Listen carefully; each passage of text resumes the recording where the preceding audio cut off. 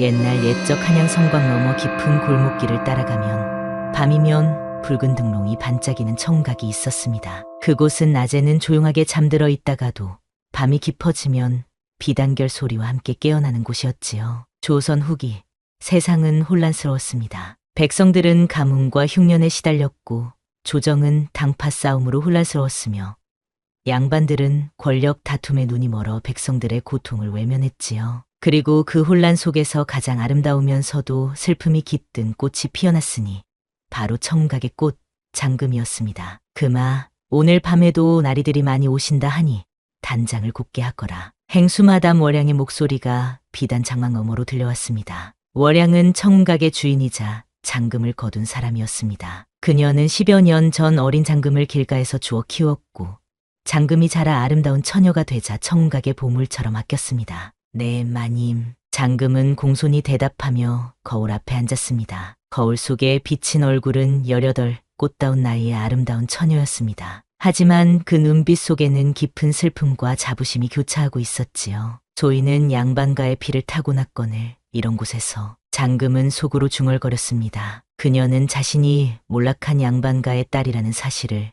언제나 잊지 않았습니다. 비록 월양이 그녀에게 양반 집안 출신이라고 말해준 것이 전부였지만 장금은 자신의 손끝이 기묘하게 섬세하고 약초에 대한 지식이 많은 것이 양반가의 피를 이어받았기 때문이라고 믿었습니다. 장금은 청각에서 주로 약초를 다루고 아픈 기녀들을 돌보는 일을 맡았습니다. 그녀의 손길은 마치 비단을 짜는 명인의 솜씨와도 같았고 그녀가 만든 약은 많은 기녀들의 병을 낫게 했습니다. 그마 오늘은 특별한 손님이 오신다 하니 평소보다 더 정성을 들여야 할 것이다. 특별한 손님이라 하시니 누구신지요?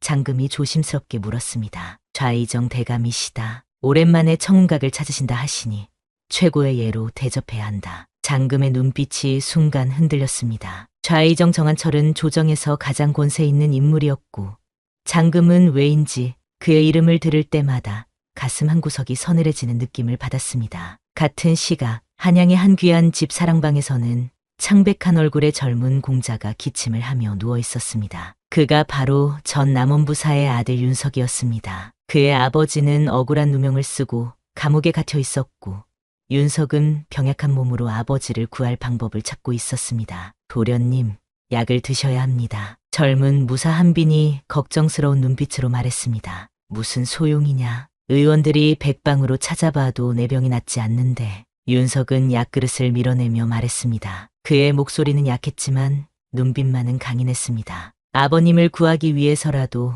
몸을 추스셔야 합니다. 그렇지. 아버님을 위해서라도. 윤석은 힘없이 중얼거리며 약을 받아 마셨습니다. 도련님, 오늘 밤 좌의정 대감이 청각에 간다는 소식이 들렸습니다. 한빈이 조심스럽게 말했습니다. 윤석의 눈빛이 날카로워졌습니다. 좌의정이라. 그자가 아버님을 모함한 주범이라고 의심하고 있지만 아직 증거가 없으니 준비하거라. 오늘 밤 청각으로 가겠다. 윤석의 목소리에는 오랜만에 힘이 실려 있었습니다. 이렇게 서로 다른 운명을 가진 두 사람, 장금과 윤석은 곧 만나게 될 운명이었습니다. 그리고 그 만남은 두 사람의 인생을 영원히 바꾸어 놓을 것이었지요. 가을이 깊어가는 어느 밤, 청각에는 평소보다 많은 나리들이 찾아왔습니다. 좌의정 정한철이 오랜만에 청각을 찾는다는 소문이 돌았기 때문이었지요. 청각의 마당에는 붉은 등롱이 온 마당을 물들였고 대청마루에는 산해진미가 가득 차려졌습니다. 그마 오늘은 좌의정 대감께서 오시니 특별히 내가 술상을 올리거라. 월양이 장금에게 명했습니다. 마님, 소녀는 가무를 잘 알지 못하옵니다. 장금이 조심스레 말했습니다. 누가 가무를 하라 했느냐. 내 얼굴만으로도 족하니 그저 술상만 정성껏 올리면 된다. 월양의 말에는 숨겨진 의도가 있었지만 장금은 그저 고개를 숙이고 따를 수밖에 없었습니다. 청운각의 대청마루에는 이미 많은 양반들이 모여 있었습니다. 장금은 조심스럽게 술상을 들고 대청마루로 향했습니다. 그녀가 나타나자 대화하던 양반들의 목소리가 잦아들었고 모두의 시선이 그녀에게 쏠렸습니다. 그때 청운각의 문이 열리고 좌의정 정한철이 들어왔습니다. 좌의정의 등장에 모든 양반들이 일어나 인사를 올렸습니다. 장금은 정한철 앞에 술상을 내려놓고 조심스럽게 술을 따르려 했습니다. 그런데 그 순간 정한철의 손이 그녀의 손을 스쳤고 장금은 그의 손에서 특이한 약초 향이 나는 것을 느꼈습니다. 그것은 청심원이라는 독약의 주재료인 천남성의 향이었습니다. 밤이 깊어 자정이 가까워졌을 무렵 문득 대문 밖에서 소란이 일었습니다. 누구시오? 문지기의 목소리가 들렸습니다. 남원부사의 자제 윤석이오. 차분하지만 약간 떨리는 목소리가 대답했습니다. 순간 청각의 분위기가 긴장감으로 가득 찼습니다. 남원부사는 현재 영모죄로 감옥에 갇혀 있었기 때문이었지요. 윤 공자가 웬일로? 좌의정 정한철이 눈을 빛내며 중얼거렸습니다. 장금은 술상을 들고 나오다가 문 앞에 광경을 목격했습니다. 한 젊은 공자가 창백한 얼굴로 서 있었고 그 옆에는 무사 차림의 젊은이가 그를 부축하고 있었습니다. 제 아버지는 역적이 아닙니다. 윤석이 단호하게 말했습니다. 아버지는 억울한 누명을 쓰셨을 뿐입니다. 그런데 그때 윤석이 갑자기 기침을 시작했고 그의 몸이 휘청거렸으며 장금이 들고 있던 술상이 그와 부딪혔습니다. 이런! 장금이 놀라 소리쳤고 술잔이 바닥에 떨어지며 산산조각이 났습니다. 죄송합니다. 윤석이 약한 목소리로 말했습니다. 그의 눈은 장금의 얼굴을 바라보았고 그 순간 둘의 눈이 마주쳤습니다. 장금은 윤석의 팔목을 스치듯 만졌고 그의 맥박이 이상하게 뛰는 것을 느꼈습니다. 몸이 불편하신 듯하니 안쪽 방으로 모시지요. 장금이 침착하게 말했습니다. 장금은 윤석을 안쪽 방으로 안내했습니다. 그녀는 윤석을 방석에 앉히고 그의 손목을 잡고 맥을 짚었습니다. 이상하군요. 장금이 중얼거렸습니다. 독입니다. 누군가 공자님에게 천천히 독을 먹이고 있어요. 윤석의 눈이 커졌습니다. 독이라니, 그럴 리가. 저는 장금입니다. 제 아버지가 의원이셨고 어릴 적부터 약초를 다루는 법을 배웠습니다. 그대의 눈빛이 맑고 진실해 보이오. 나를 도와주시겠소? 네, 도와드리겠습니다. 장금은 결심했습니다. 그녀는 해독제를 가져와 윤석에게 건넸고 그는 망설임 없이 약을 마셨습니다. 내일 밤 남대문 근처 회화나무 아래에서 만납시다. 제가 더 많은 해독제를 가져다 드리겠습니다. 그렇게 하시오. 정말 고맙소. 윤석의 눈빛은 감사함으로 가득 찼습니다. 이렇게 두 사람의 운명적인 만남은 시작되었고 그들은 아직 알지 못했지만 이 만남이 그들의 삶을 영원히 바꾸어 놓을 것이었습니다. 약속한 대로 남대문 근처 회화나무 아래에서 장금과 윤석이 다시 만났습니다. 가을밤에 찬 바람이 두 사람 사이로 스쳐 지나갔습니다. 윤석은 장금이 가져온 해독제를 매일 복용한 덕에 얼굴에 조금씩 혈색이 돌기 시작했습니다. 이 약을 일주일간 드시면 몸에 있는 독이 많이 빠질 겁니다. 장금이 작은 주머니를 건네며 말했습니다. 정말 고맙소. 당신 덕분에 기운이 조금씩 돌아오는 것 같소. 윤석의 목소리에는 감사함이 묻어났습니다. 제가 알아본 바로는 장금이 조심스럽게 말을 이었습니다. 좌의정 대감이 공자님에게 독을 먹이고 있는 것 같습니다. 아마도 그분이 의원을 통해 약에 독을 섞었을 거예요. 윤석의 눈빛이 날카로워졌습니다. 역시 그자였군. 아버지를 모함하고도 부족해 남아져. 좌의정과 공자님, 아버님 사이에 무슨 일이 있었나요? 장금이 물었습니다. 윤석은 잠시 침묵했다가 말했습니다. 아버지는 남원부사로 계실 때 좌의정의 비리를 발견하셨소. 임금님께 이를 고하려 하셨는데 오히려 좌의정이 아버지를 영모죄로 모함했지요. 그렇군요. 장금은 생각에 잠겼습니다. 그녀의 마음속에는 또 다른 의문이 생겼습니다. 좌의정을 만날 때마다 왜 가슴이 서늘해지는지, 그리고 왜 그를 보면 어렴풋이 무언가가 떠오르는지. 장 아가씨, 당신도 조심하시오. 좌의정은 무서운 사람이오. 윤석이 걱정스러운 표정으로 말했습니다. 네, 알고 있습니다. 하지만 공자님의 아버님을 구하기 위해서는 증거가 필요합니다. 두 사람의 만남은 그렇게 끝났고 장금은 청각으로 돌아왔습니다. 그런데 방문을 열자 월양이 기다리고 있었습니다. 어디에 갔다 오는 게냐? 월양의 목소리는 차가웠습니다. 약초를 구하러 갔습니다, 마님. 장금이 고개를 숙이며 대답했습니다. 혹시 윤공자를 만나러 간 것은 아니겠지? 월양의 눈빛이 날카로워졌습니다. 장금은 가슴이 덜컥 내려앉았지만 침착함을 유지했습니다. 아닙니다, 마님. 어찌 그런 말씀을. 그럼 다행이구나. 월양은 잠시 장금을 바라보다가 말했습니다. 그마, 내게 들려줄 이야기가 있다. 월양은 장금에게 한 이야기를 들려주었습니다. 장금의 아버지가 양반이었다는 것, 그리고 어떤 사건으로 인해 가족이 몰살당했다는 것까지. 하지만 월양은 그 사건의 원인이나 누가 저질렀는지에 대해서는 언급하지 않았습니다. 그러니 내가 신분을 숨기고 살아야 하는 이유를 알겠지. 월양이 말했습니다. 아버지가 어떤 분이셨나요? 장금의 목소리가 떨렸습니다. 훌륭한 사람이었지. 충직하고 정의로웠어.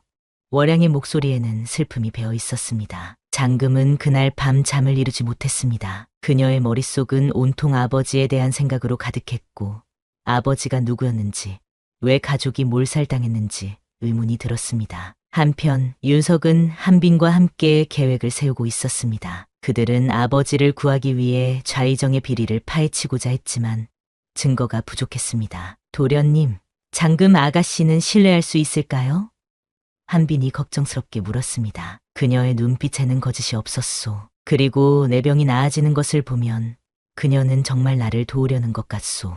사흘 후 장금은 청각의 비밀 서재에서 놀라운 발견을 했습니다. 그곳에는 오래된 문서들이 보관되어 있었는데 그 중에는 남원부사 윤해창과 충신 장윤의 영모 혐해라는 제목의 문서가 있었습니다. 장윤?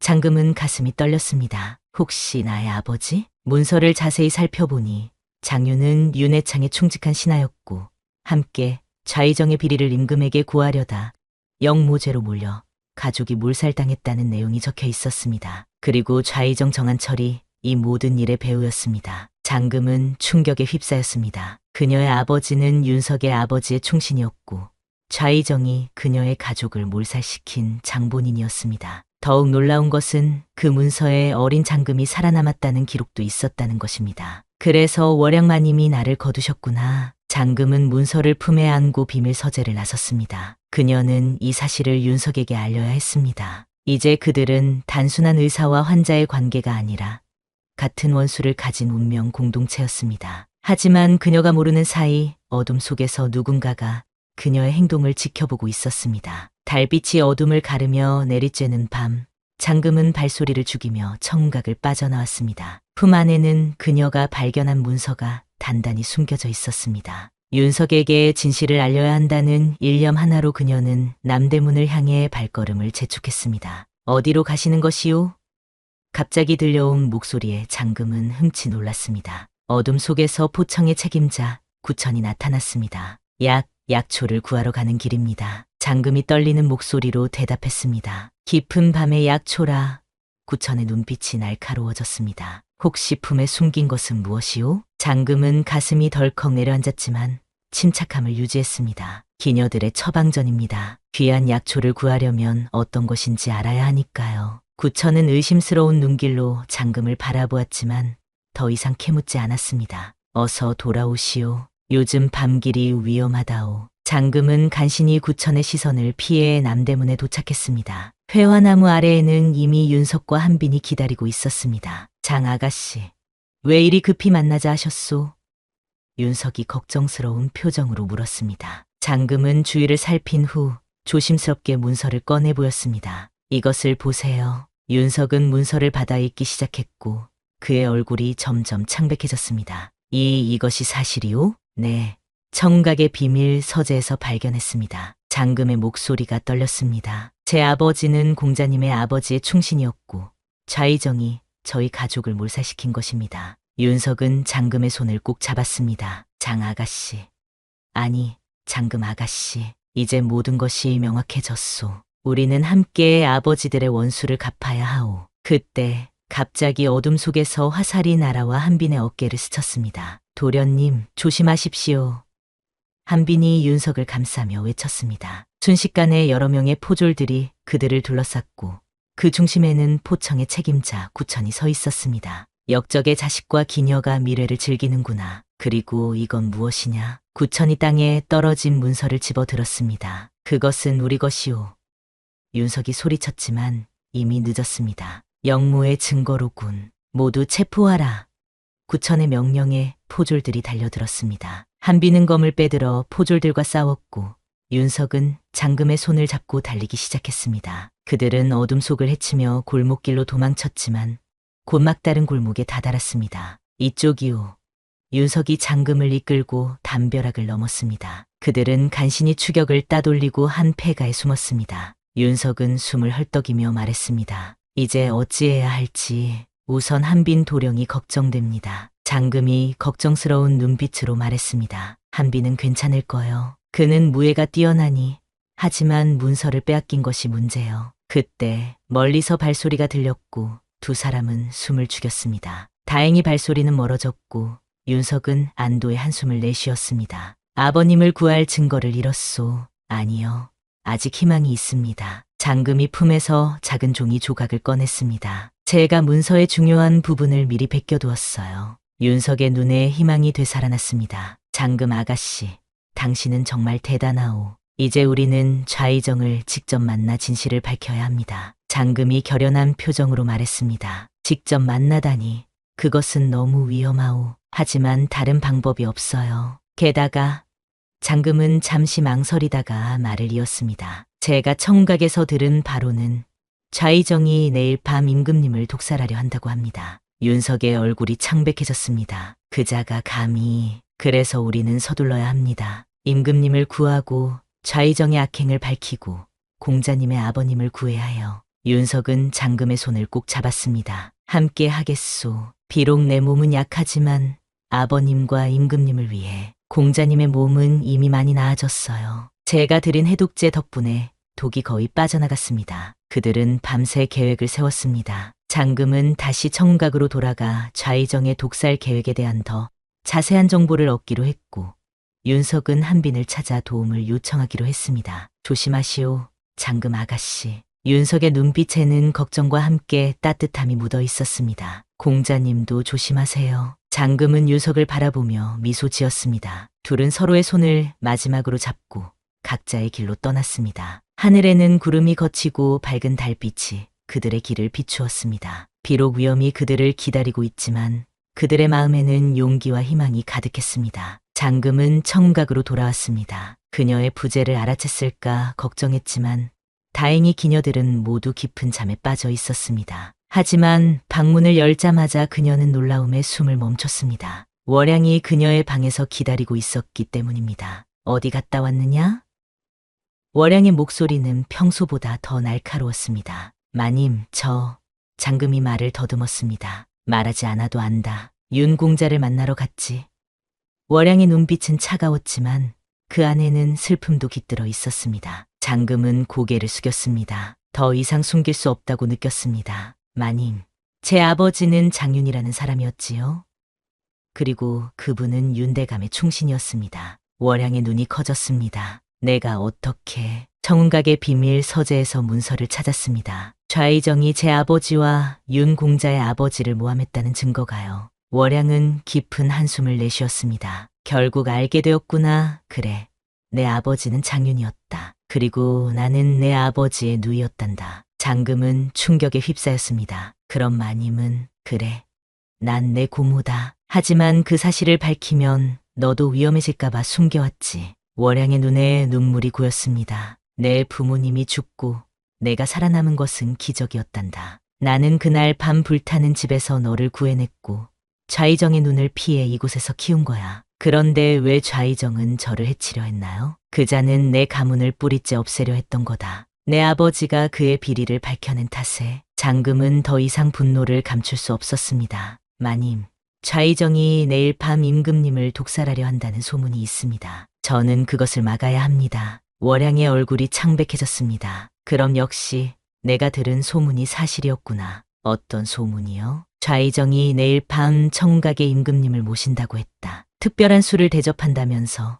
그리고 그 술에 쓰일 약재를 청심원을 만드는 늙은 의원에게 부탁했다고 하더구나. 장금은 확신했습니다. 좌의정은 분명 임금에게 독을 타려는 것이었습니다. 마님, 도와주세요. 저는 윤공자와 함께 이 계획을 막아야 합니다. 월양은 잠시 망설이다가 결단을 내렸습니다.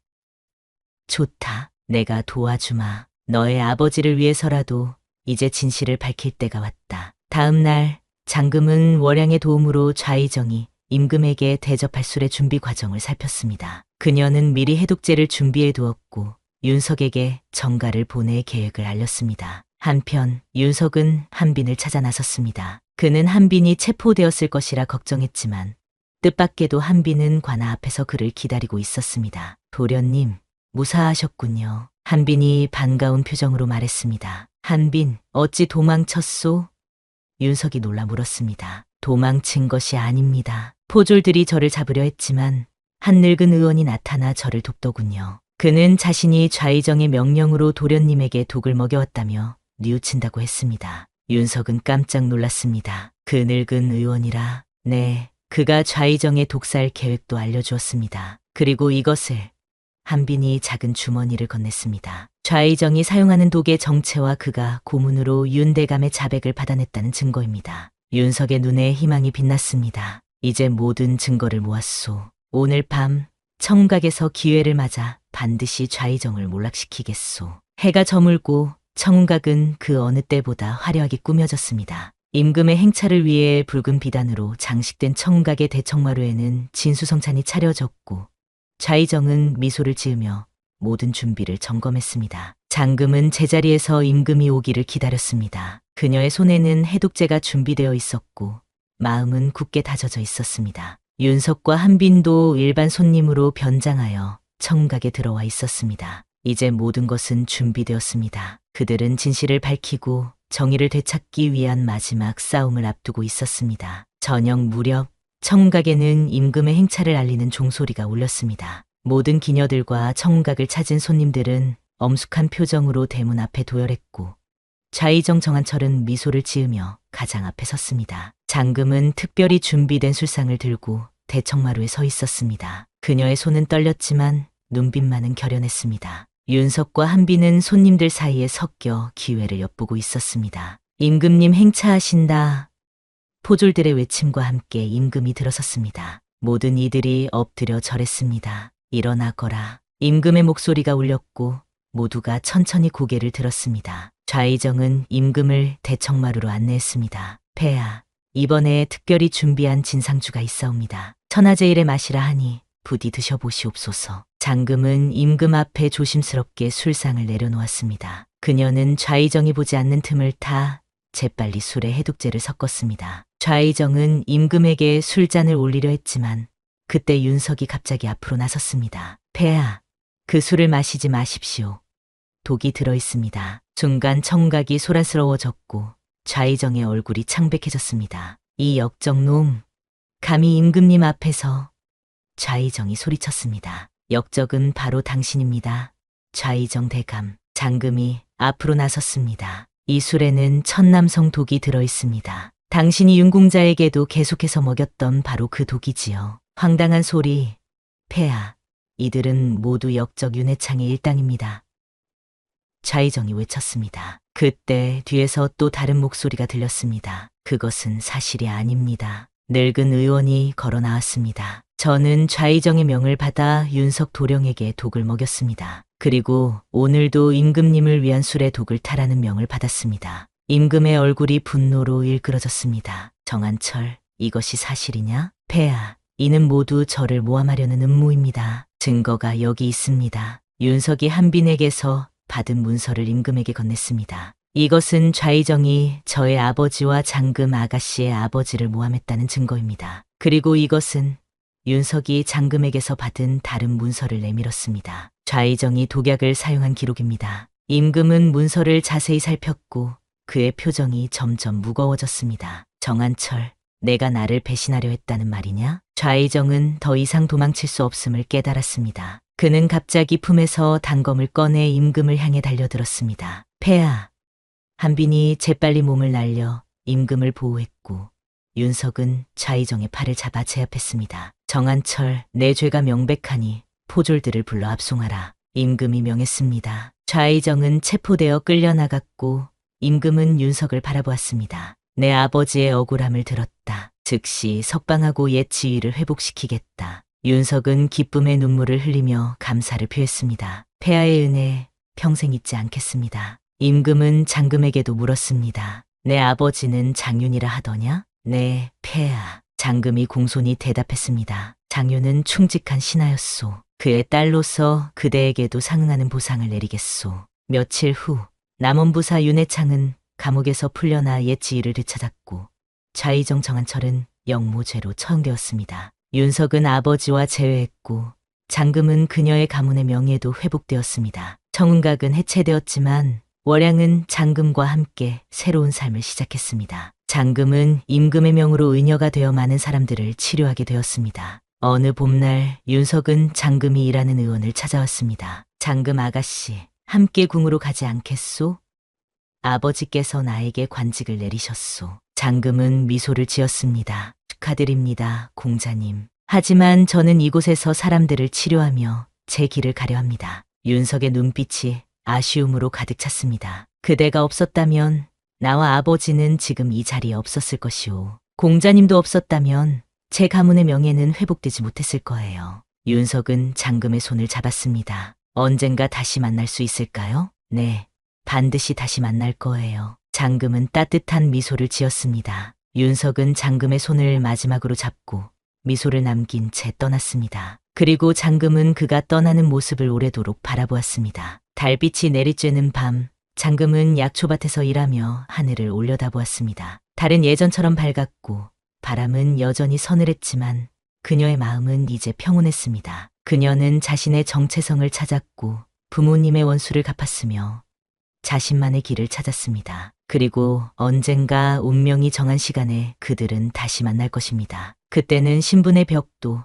과거의 상처도 없이 두 사람은 진정한 마음으로 서로를 바라볼 수 있을 것입니다. 달빛 아래 장금의 얼굴에는 희망찬 미소가 피어났습니다. 조선 시대의 애틋한 사랑과 명예를 되찾기 위한 두 사람의 이야기. 청운의 꽃, 비애의 바람이었습니다. 장금과 윤석처럼 우리 삶에도 때로는 예상치 못한 만남이 큰 변화를 가져오기도 합니다. 여러분도 오늘 하루 누군가에게 따뜻한 마음을 전해보는 건 어떨까요? 오늘도 은밀야담을 시청해 주셔서 감사합니다.